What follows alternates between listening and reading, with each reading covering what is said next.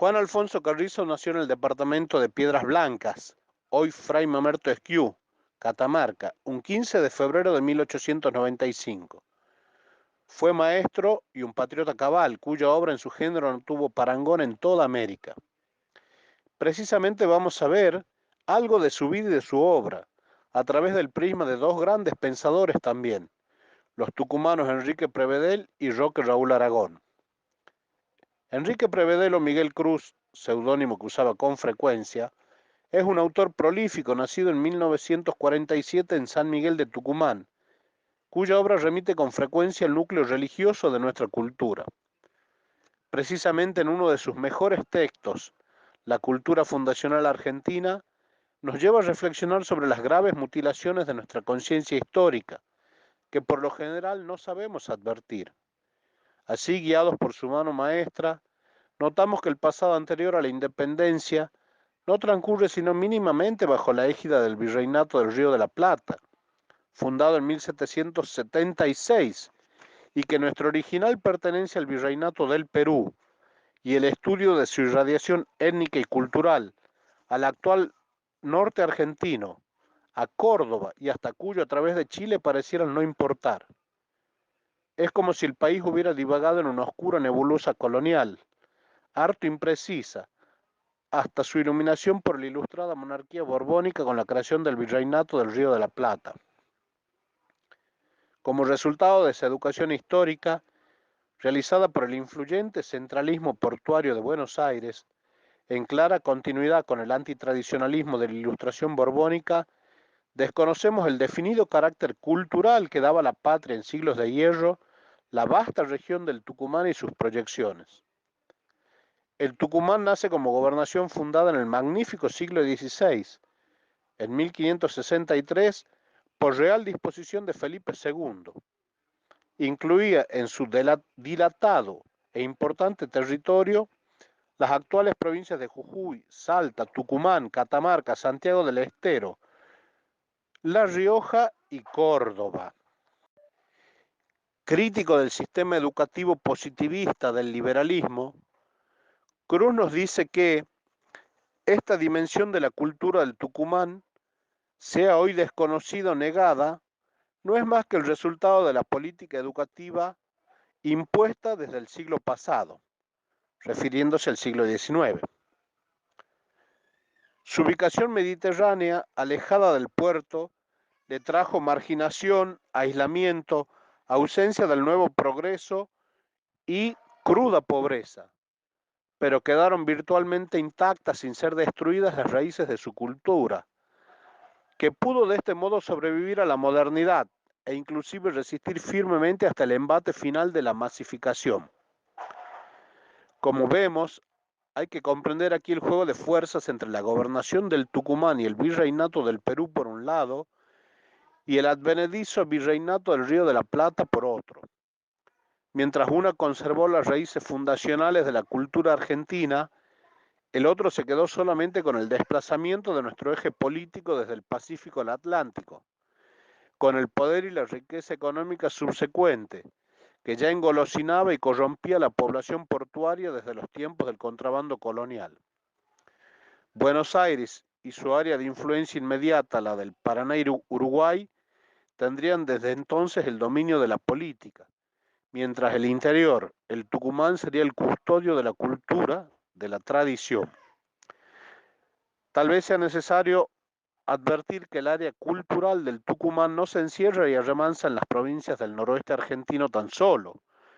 Ibi venía por un llamado camino del Perú, tocando a este y a Bolivia por un lado, y por el otro se corría más allá de Córdoba, penetrando y difundiéndose por esta misma vía hasta los partidos ubicados al noreste de la Pampa bonaerense, cuya cultura, por eso, fue en buena parte idéntica a la del Tucumán, con explicables diferenciaciones regionales debidas en parte a influencias del Paraguay jesuítico. En cuanto a la región de Cuyo, por donde hoy se extienden las provincias de Mendoza, San Juan y San Luis, pese a originarse de la corriente fundacional del oeste, deriva inmediatamente del mismo Perú y responde así a iguales características culturales que el Tucumán. Y aquí es donde Miguel Cruz se fija en la obra de Carrizo, calificándola de monumental. Empezó en Catamarca compilando cantares tradicionales, y esta obra suya haría que la esclarecida generación del centenario, Ernesto Padilla, Alberto Rullé, Juan Beterán, entre otros, lo apadrinara y se trasladara a vivir a Tucumán. Así pudo Carrizo, entre la segunda y la cuarta década del siglo XX, recopilar en sucesivos viajes los cantares de las provincias de Jujuy, Salta, Tucumán y La Rioja, estudiarlos comparativamente en sus marcos de referencia americano, español y medieval europeo, publicándolos en gruesos y eruditos volúmenes. Fueron 18.000 piezas poéticas, rescatadas así de su inminente y ya iniciada desaparición. Hay que detenerse en la evaluación que hizo Alberto Rullés de las recopilaciones de Juan Alfonso Carrizo, deslumbrado ante el redescubrimiento de nuestra cultura fundacional, salvada y documentada en plena agonía y desaparición. Rullés pondera la hondura cultural de los campesinos, entre los cuales aquellos cantares habían sobrevivido, ese acervo poético sobre el que dice: para que aquel se conserve, pues, ha sido indispensable que los que lo llevaban en la memoria lo comprendieran, lo vivieran, fueran capaces de estimarlo, de gustar los delicados matices del ingenio, del sentimiento y de la expresión que hay en él. Esto lo lleva a declarar absurda la concepción cultural y educativa de la Ilustración. La cultura no vive en libros ni en bibliotecas, la cultura vive en los que la crean y en el público de estos, es decir, en los que aprecian la creación, la juzgan, la desechan o la acogen amorosamente, la internan en la entraña de su propia alma y por ahí en la entraña de un pueblo, donde va a formar ese fondo emocional y valorativo que caracteriza la personalidad de éste. Los creadores de cultura y su público se implican recíprocamente, se complementan, forman un todo, una estructura, que es la cultura viviente de una sociedad. Público y creador son los dos únicos protagonistas del drama de la cultura. No hay otros. Y nos hace reflexionar también Miguel Cruz, que se hacía así patente la aberración moral de las orientaciones materialistas que el positivismo educativo había impreso por años en el alma del país. El solo hecho que el pueblo campesino guardase en la memoria joyas poéticas de la mística española era mucho más importante para nuestra cultura social que la publicación de 100 libros eruditos. Pero lo que más sorprendía era la pervivencia de esta cultura fundacional al margen de los sistemas educativos vigentes y oficiales, sobre todo sin que nada se haya hecho para que así sea, más aún cuando se ha hecho lo contrario de lo que se debió hacer. Ocurrió además que toda esta poesía, más allá de criollismos argentinistas, nos hacía retornar al gran cauce del universo americano.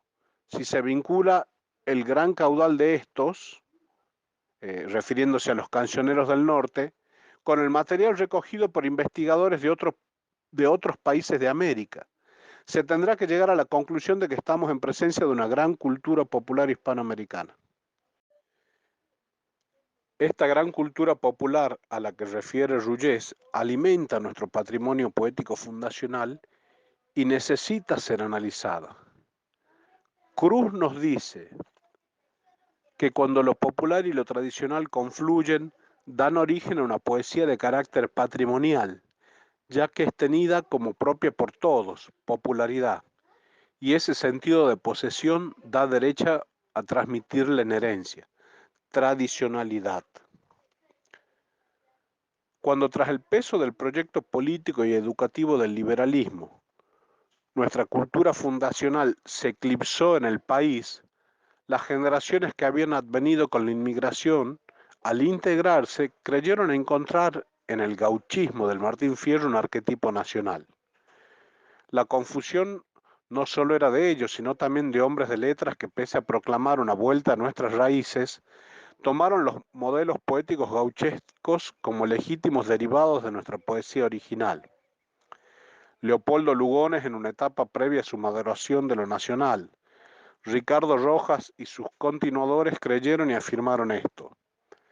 El peso de sus autoridades persiste en la mentalidad del argentino común, pese a la monumental evidencia en contrario que aportó la obra de Juan Alfonso Carrizo. Hay que hacer por eso los deslindes del caso. Debemos diferenciar lo que es el patrimonio poético de nuestra cultura original y su imitación y pretendida continuidad en la poesía patrimonialista posterior, obra de autores instruidos y provenientes a menudo de un medio urbano moderno. Aún así, Prevedel rescata a José Hernández con su Martín Fierro, diciendo que hay un abismo entre él y antecesores como Bartolomé Hidalgo, Hilario Ascasubi o Estanislao del Campo. Hay que entenderlo y luego recordarlo hasta el cansancio. Nuestra poesía fundacional, pese a haber sido considerada como propia por los criollos campesinos, no se distingue de la cultura de superficie, usualmente urbana, porque sus temas sean argentinos y los otros foráneos. Al contrario, su rica densidad obedece a la secular sedimentación que hicieron en su cancionero los temas de las culturas todas del Mediterráneo, y se expande por eso en un universalismo que oscurece con su amplitud las colonizaciones limitadas de ciertos cosmopolitismos letrados. En su gran mayoría, los cantares del Tucumán reconocen, tras variantes y adaptaciones, su origen español y su semejanza, por lo tanto, con las composiciones recopiladas en otras regiones de América. Pero en todos los casos, la totalidad de las composiciones de nuestro cancionero están hechas sobre modelos de versificación netamente españoles. Claro que existen en muy baja proporción poemas en lengua quichua, mas hay que advertir que esta lengua aborigen, contra lo que puede suponerse, no existió en el Tucumán por influencias provenientes del imperio incaico, sino que fue introducida por los españoles y difundida para unificar en dicha lengua general los variados dialectos tribales, a fin de facilitar la comunicación y la evangelización de los aborígenes en tiempos anteriores a los Borbones. Y aún más, todas esas composiciones quichuas muestran su factura cultural europea, puesto que su métrica y rima son claramente españolas. Una advertencia más nos hace Miguel Cruz, refiriéndose a la tarea de Carrizo, tarea, digamos, que no podemos obviar en su dimensión de lo esforzada y sacrificada, recorriendo todos los pueblos de nuestras regiones, con el tórrido sol, con vehículos inadecuados, con alegría, sin cansancio, pidiéndole a los ancianos que les reciten los poemas que aún guardaban en su memoria, etcétera, etcétera. Nos advierte Cruz que esta tradición de cultura estaba prácticamente abolida cuando Juan Alfonso Carrizo emprendió su rescate, a menudo entre amarillentos cuadernos manuscritos o memoriosos ancianos, que todavía conservaban lo que ya había desaparecido en el pueblo. Así lo recopilado es a rato defectuoso y estragado. Representa al cancionero no en su plenitud vital y recreativa, sino en la última hora de su atardecer, en su ya mortecina y repetitiva rigidez. Otra advertencia es la que estamos leyendo obras que solo se conocieron y vigieron cantadas. Sin su conjunción musical, todo juicio de belleza que hagamos sobre estas composiciones será siempre falso. Esto que decimos tan de paso tiene mucha más importancia que las pocas líneas con que lo mencionamos. Para don Enrique Prevedel, el drama de la cultura original argentina radica en que su base de sustentación y fuente nutricia es la religiosidad católica y fundacional de América. De aquí viene la explicación de todos los fracasos en tantas tentativas de restaurar o renovar aquella cultura sin tener en cuenta ese dato esencial. En las expresiones viscerales de América, la religión es médula, nos dice, y no rezago emocional de supersticiones todavía sobrevivientes. Por eso no se puede comenzar a hablar de nuestra cultura fundacional, sino es internándonos en la religiosidad popular de nuestras regiones. La religiosidad popular no es aquí otra cosa que la memoria americana del bautismo, emprendida por los misioneros españoles desde el siglo XVI, labor cumplida a lo largo, lo ancho y en lo profundo del continente que surgía entonces como un nuevo mundo ante el asombro europeo. Y ahora, siguiendo el esquema, digamos, de elección hecho por don Enrique Prevedel, vamos a ir directamente a conocer algunas de las coplas rescatadas, recopiladas por don Juan Alfonso Carrizo en su abnegada tarea, abnegada y heroica. Como dijimos, vamos a seguir el esquema, digamos, por la cual don Enrique Prevedel separa por temas las coplas de Carrizo. A su vez, en algunas de ellas vamos a presentar el modelo original, digamos, ya sea que tenga base bíblica, digamos, o que tenga, digamos, base, digamos, en alguna décima española, y, digamos, vamos a poner a su lado, digamos, la copla, digamos, tal cual se dio en nuestro territorio, o algunas veces directamente, incluiremos la copla sin su modelo, digamos, hispánico. Bueno, con esto, digamos, nos vamos despidiendo, vamos cerrando este video. Dejamos con ustedes estas coplas que son herencia de los campesinos españoles del siglo XVI, o sea, de la cultura hispánica de cristiandad, y que a su vez también tiene antecedente en la cultura de la Europa central, en la cristiandad medieval del siglo XIII. Si este video les gusta, sería de gran ayuda que le den, digamos, un pulgar arriba y que se suscriban al canal. Muchas gracias por todo.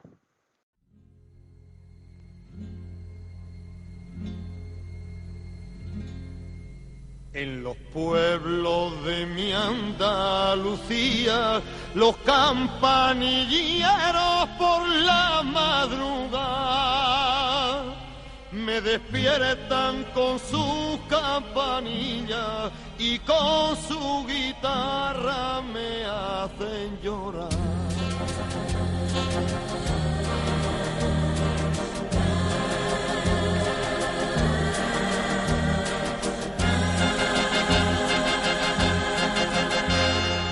Pueblos de mi Andalucía, los campanilleros por la madrugada me despiertan con su campanilla y con su guitarra me hacen llorar. Yo empiezo a cantar y al oírme todos los parillos cantan en la rama y echan a volar.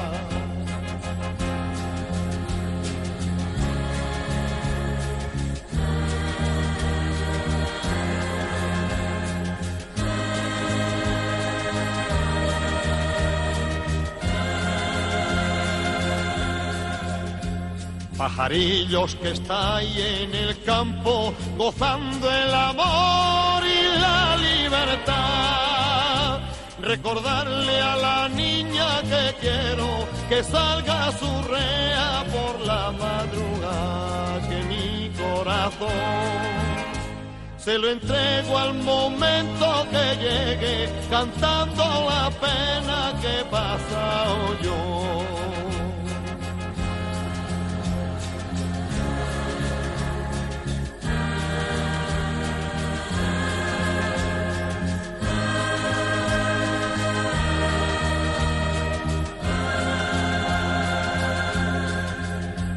A la puerta de un rico avariento llegó Jesucristo y limosna pidió, pero en vez de darle la limosna, los perros que había se los azuzó. Pero quiso Dios que al momento los perros murieran y el rico avariento